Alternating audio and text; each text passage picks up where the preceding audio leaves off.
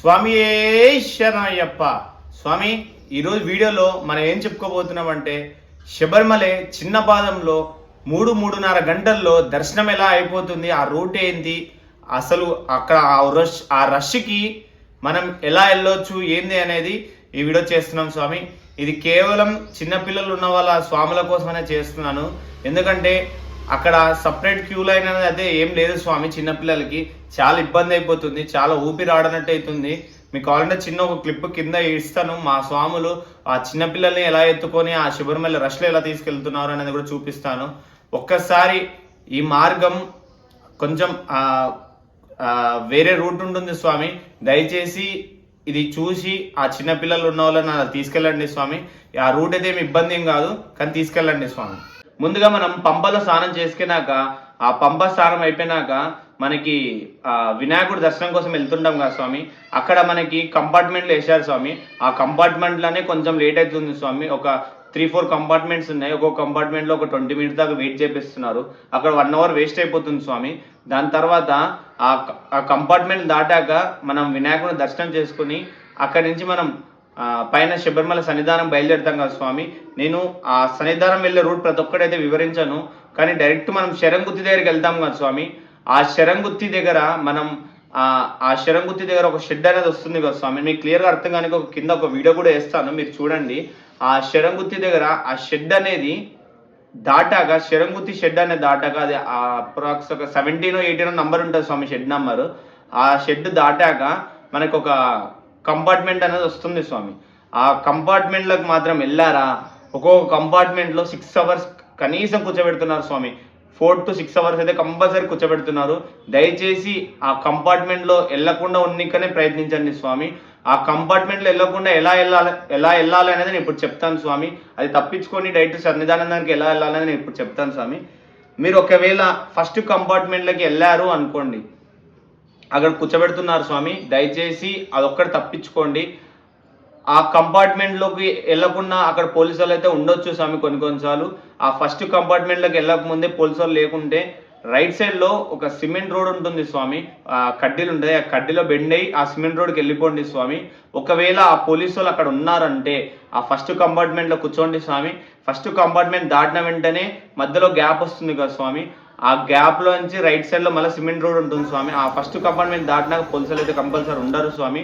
అక్కడ ఆ cement road వెళ్ళాక నీకు కింద కావాలంటే ఒక వీడియో ఇస్తాను చూడండి స్వామి. ఆ సిమెంట్ రోడ్ వెళ్ళాక మళ్ళీ ఇంకో కడ్డీ వస్తుంది కదా స్వామి, అది కూడా దాటండి స్వామి. దాటితే చెట్లు ఉంటుంది స్వామి. చెట్ల నుంచి ఒక చిన్న మార్గం ఉంటుంది స్వామి, దారి నడుచుకుండా.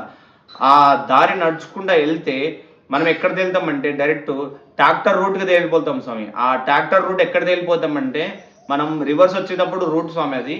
ఆ ట్రాక్టర్ రూట్ ఎక్కడ వెళ్తామంటే మనం ఒక బ్రిడ్జ్, అండర్గ్రౌండ్ బ్రిడ్జ్ వస్తుంది స్వామి. ఆ డైరెక్ట్ బ్రిడ్జ్ దగ్గరికి వెళ్ళిపోతాం స్వామి. ఆ కంపార్ట్మెంట్ నుంచి రైట్ సైడ్ తిరుగుకొని ఒక 1 మినిట్ నడిస్తే చాలు స్వామి.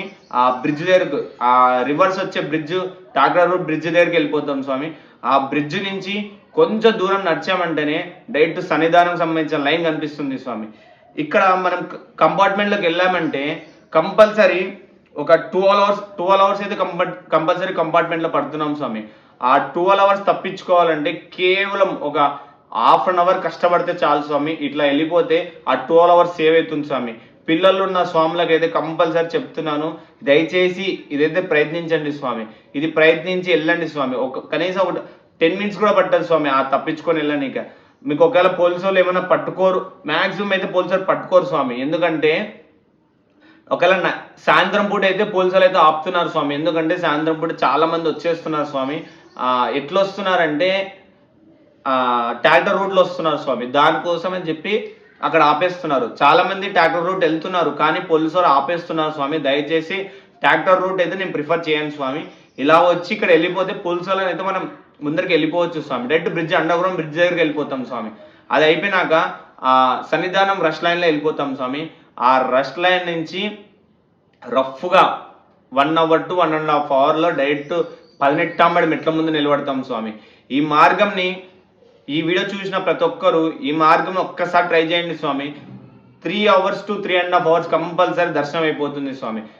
మీకు ఎక్కడ లేట్ అవుతుందంటే మీరు నడిచే విధానంలో లేట్ అవుతుంది స్వామి. మనం చిన్న పాదం ఎంత జల్దీ నడిస్తే అంత జల్దీ అయిపోతుంది స్వామి.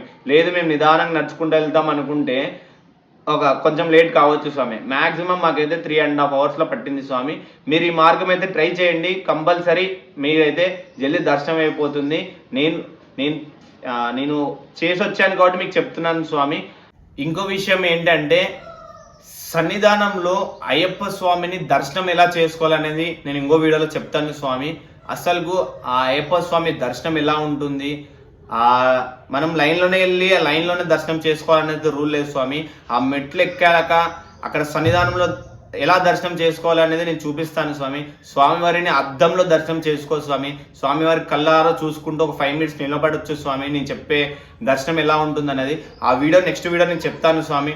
ఎవరైనా ఆ వీడియో చూడాలనుకుంటే ఈ వీడియోని లైక్ చేసి సబ్స్క్రైబ్ చేయండి స్వామి. హర హర మహాదేవ్, జై శ్రీ లక్ష్మీ నరసింహ, స్వామియే శరణమయ్యప్ప.